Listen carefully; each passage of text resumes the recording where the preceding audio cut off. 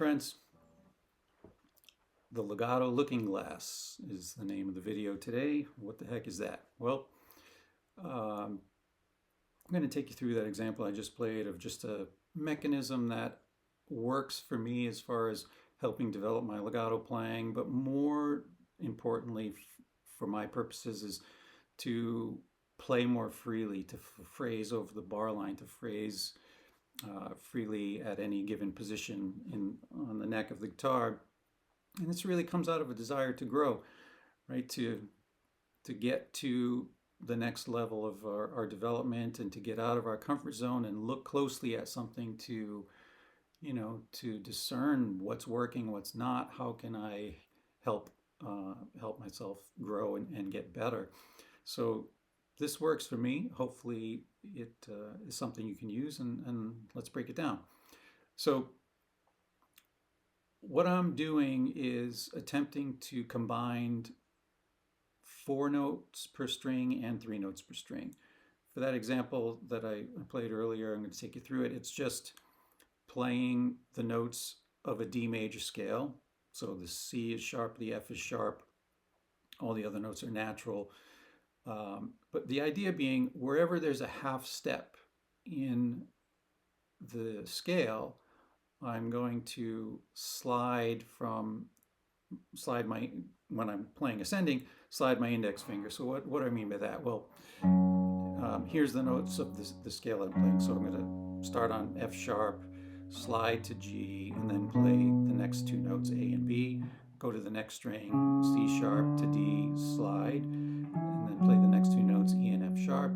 Well, on the 4th string, there is no half step, so I'm just going to play ascending up those 3 notes. Get to the 3rd string, I'm on C sharp, I slide to D, E and F sharp. On the 2nd string, we have G, A, and B, there is no half step. On the 1st string, C sharp, D, E, and F sharp. So slowly it goes.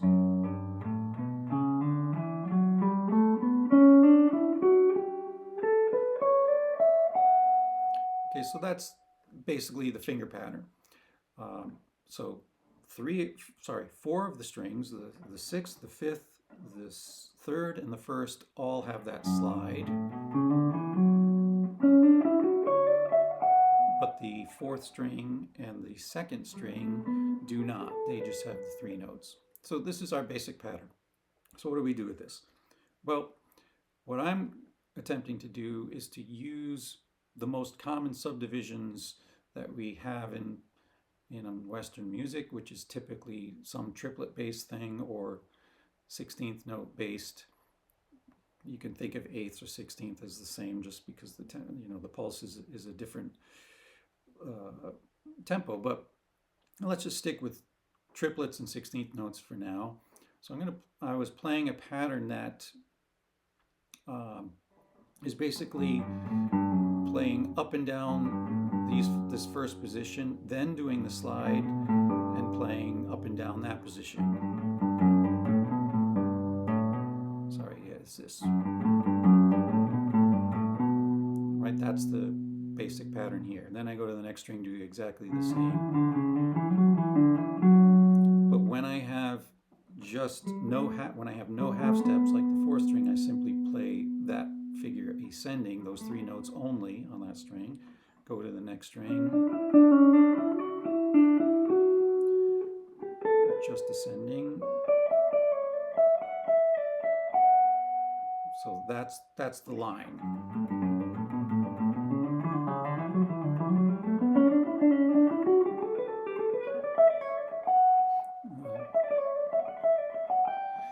Okay, whatever, something like that.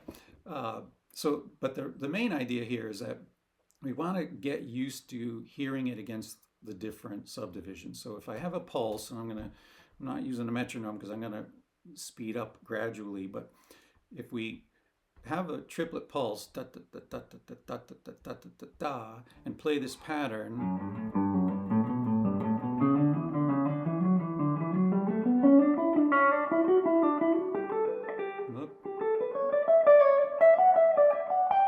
right, it feels a certain way, and the way you have to move to keep that pulse is different, right? It's not too bad with these groups of note, the first set.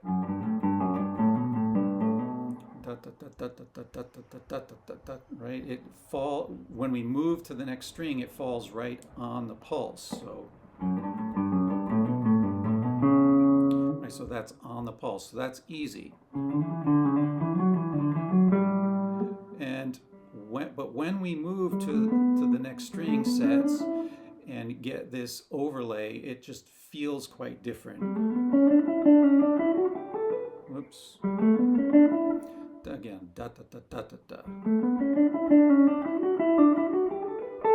No, I played it wrong.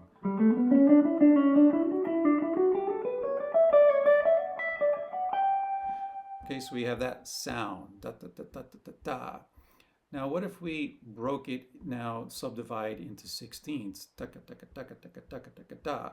It's going to feel quite a bit different. Keep the same exact line, but feel it in 16th notes. Da da da da da da da da da.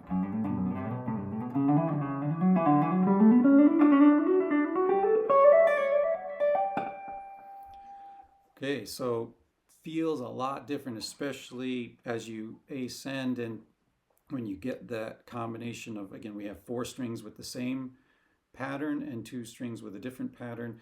When you cross that gap, it just feels really different. So this idea is to attempt to play with this disparity of where you shift and how it relates to the subdivisions.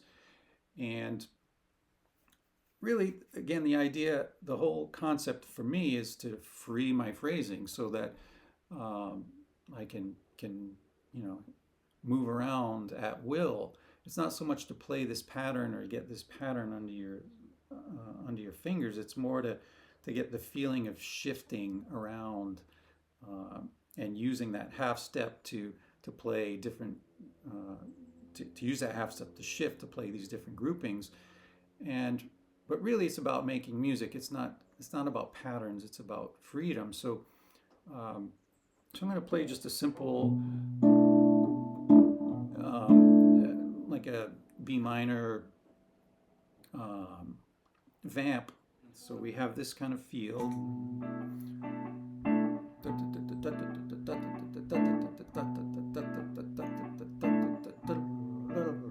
Whatever, right? So you have a straight backing track just to play more loosely, really. That's cool, sort of the idea.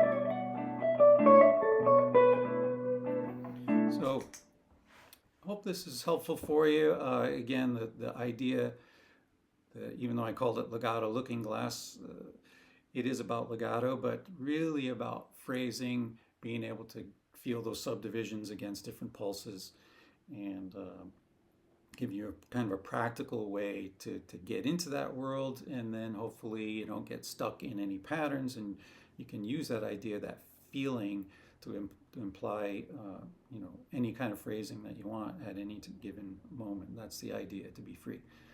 So hopefully you get some uses out of this, and good luck.